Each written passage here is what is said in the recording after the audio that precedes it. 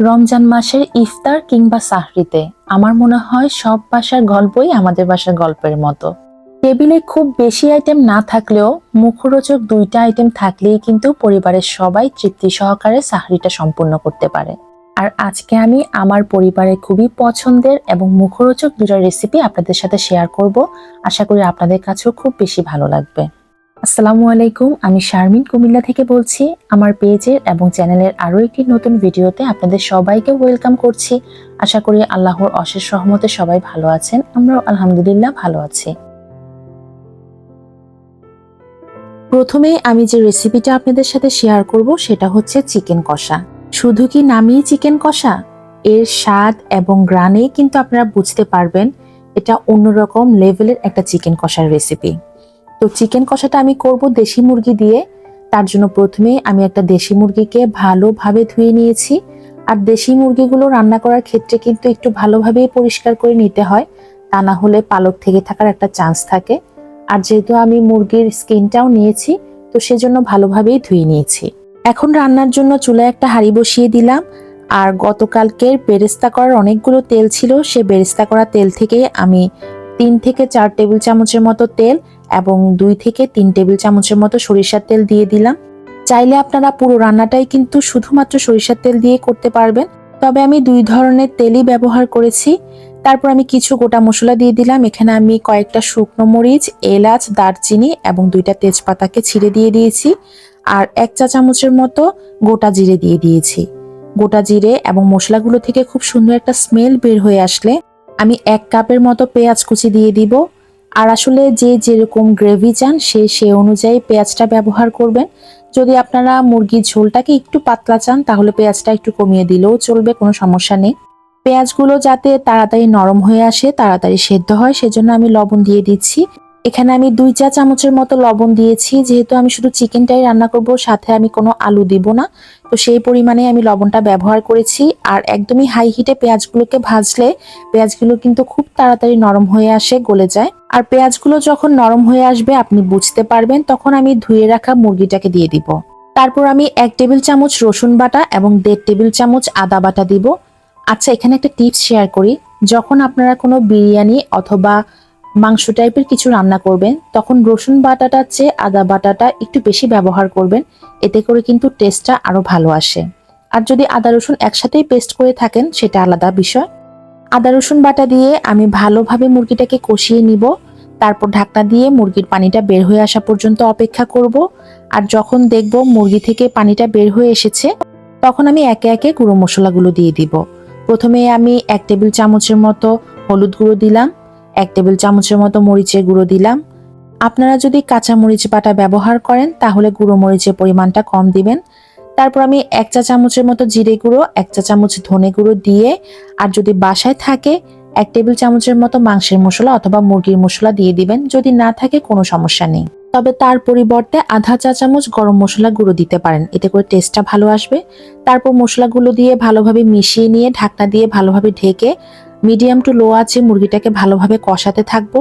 যখন দেখবো মুরগিটা মোটামুটি কষে এসেছে, তখন আমি এখানে 3টা বড় সাইজের রসুন দিয়ে দিয়েছি। আর এগুলো আমি দেশি রসুন ব্যবহার করেছি।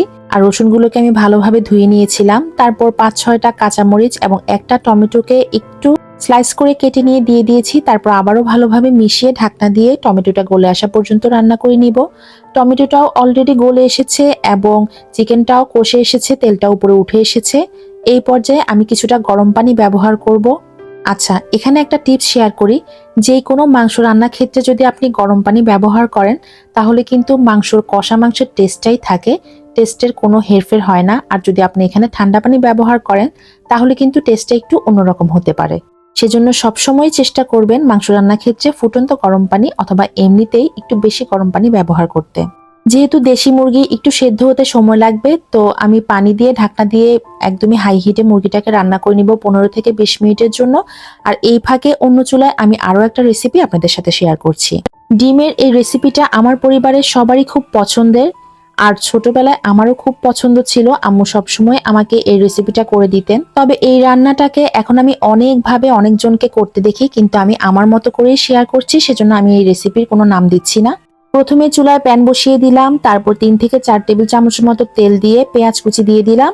তারপর পেঁয়াজ কুচিটা হালকা একটু নরম হয়ে আসলে দুটো টমেটো কুচি দিয়ে দিব। তারপর স্বাদ মতো লবণ দিয়ে ভালোভাবে টমেটোটা নরম হয়ে আসা পর্যন্ত নেড়ে নিব। টমেটোটা নরম হয়ে আসলে রসুন বাটা দিয়ে দিব 1 চা চামচের মতো। তারপর রসুন বাটাটাকেও ভালোভাবে কষিয়ে নিব। এরপর 1 চা চামচ হলুদ গুঁড়ো, 1 চা চামচ মরিচের গুঁড়ো এবং আধা চা চামচ জিরে গুঁড়ো দিয়ে আবারও ভালোভাবে মশলাটাকে কষিয়ে নিব। আর এই ফাঁকেই কিন্তু টমেটো এবং পেঁয়াজটা মোটামুটি ভালোই গলে আসবে। এখন আমি ছোট ছোট কিউব কিউব সাইজ করে কেটে রাখা দুটো বড় সাইজের আলু নিয়েছি। আমার আলুগুলো বেশ পরিমাণে বড় ছিল, সেজন্য দুটোতেই হয়ে গেছে। আপনারা চাইলে 4টা 5টাও নিতে পারেন। আলুগুলো ভালোভাবে মশলার সাথে মিশিয়ে নিয়ে আমি ঢাকনা দিয়ে কিছুক্ষণের জন্য কষিয়ে অথবা ভেজে নিব। 5 মিনিটের মতো হলেই আমি ঢাকনাটা তুলে আলুগুলোকে ভালোভাবে নেড়েচেড়ে দিব। আর এই ফাঁকে কিন্তু আলুগুলো খুব সুন্দরভাবে কষানো হয়ে যাবে। আর আপনারা চাইলে কিন্তু এক্ষেত্রে আলু না দিয়ে পেঁয়াজ এবং টমেটোর পরিমাণটা আরো একটু বাড়িয়ে দিতে পারেন। তবে আমার বাসার যেহেতু সবাই আলুটা পছন্দ করে, সেজন্য আমি আলু দিয়েছি। তারপর আমি এখানে 1 থেকে 1.5 কাপের মতো পানি দিয়ে দিয়েছি। আর এই ক্ষেত্রে খেয়াল রাখতে হবে, পানি দেওয়ার পর চুলার আঁচটাকে একদমই কমিয়ে দিবেন। পানিটা ফুটে আসার আগেই কিন্তু ডিমগুলোকে ভেঙে দিতে হবে। আর যদি পানিটা ফুটে আসে, ডিমগুলো কিন্তু সুন্দরভাবে সেট হবে না।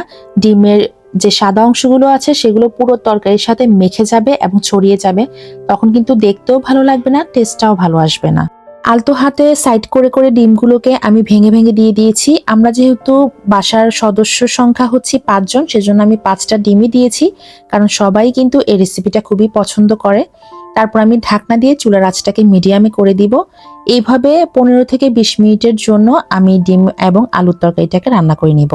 অন্যদিকে কিন্তু 5 থেকে 10 মিনিট পর পরই মুরগিটাকেও নেড়ে দিতে হবে।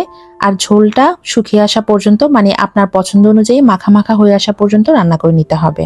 এই তো ঝোলটা অলরেডি মাখা মাখা হয়ে এসেছে। এইটুকু ঝোল আমি রাখবই, কারণ আমার ছেলেমেয়েরা মুরগির ঝোলটা খুবই পছন্দ করে। তারপর আমি উপর থেকে কিছুটা ধনেপাতা কুচি দিয়ে আমি তরকারিটাকে নামিয়ে নিব। ব্যাস, খুবই সহজ রেসিপিতে এবং খুবই মজার মুখরোচক একটা রেসিপি হয়ে গেল। এই চিকেন কষাটা রুটি, পরোটা, নান, তন্দুরি যে কোনো কিছুর সাথে আপনারা খেতে পারবেন, এতটাই মজার হয়। চিকেন কষাটাকে নামিয়ে নিতে নিতে আমার ডিমের তরকারিটাও হয়ে গেছে।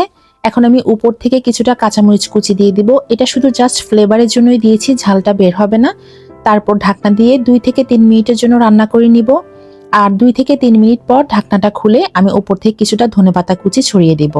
একদমই শুকিয়ে তরকারিটাকে নামাবো না, কারণ যেহেতু আলু প্রচুর পরিমাণে পানি শোষণ করে নেয়, পানি টানে, সেজন্য একটু ঝোল রেখেই নামাবো। আর খাওয়ার সময় কিন্তু দেখবেন পানিটা, মানে ঝোলটা আরেকটু শুকিয়ে যাবে। তো সেই ক্ষেত্রে ঝোল বেশি হওয়ার কোনো প্রকার কোনো চান্স নেই, কোনো চিন্তাও নেই।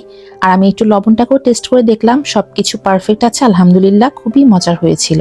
এই একটা তরকারি দিয়েই কিন্তু অনায়াসে 1 প্লেট ভাত খেয়ে নেওয়া যায়, এতে কোনো প্রকার কোনো সন্দেহ নেই। চেষ্টা করেছি খুবই সহজভাবে আপনাদের সাথে দুটো রেসিপি শেয়ার করার, আশা করি আপনাদের কাছে ভালো লেগেছে। আর এই ধরনের রেসিপি যদি এখন পর্যন্ত আপনার সাহরিতে আপনারা ট্রাই করে না থাকেন, অবশ্যই ট্রাই করে দেখবেন, আশা করি ভালো লাগবে। ভিডিওটি ভালো লাগলে পেজটি ফলো করবেন, ভিডিওটিতে একটি লাইক দিবেন এবং ভালোবেসে নিজ দায়িত্বে একটি করে শেয়ার করে দিবেন। আর ইউটিউব চ্যানেল থেকে দেখে থাকলে চ্যানেলটি সাবস্ক্রাইব করে ভিডিওটিতে একটি লাইক দিতে অবশ্যই ভুলবেন না। সবাই ভালো থাকবেন, আমাদের জন্য দোয়া করবেন। সবাইকে আসসালামু আলাইকুম, আল্লাহ হাফেজ, থ্যাঙ্কস ফর ওয়াচিং।